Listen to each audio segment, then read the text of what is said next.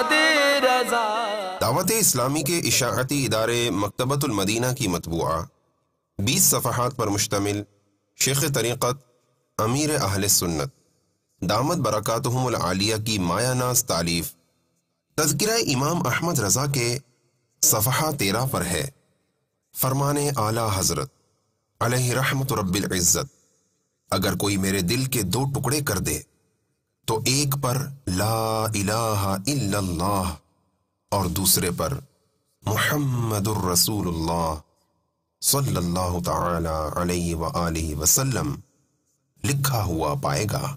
صلو علی الحبیب صلی اللہ تعالی علی محمد۔ مجھے اپنی اور ساری دنیا کے لوگوں کی اصلاح کی کوشش کرنی ہے۔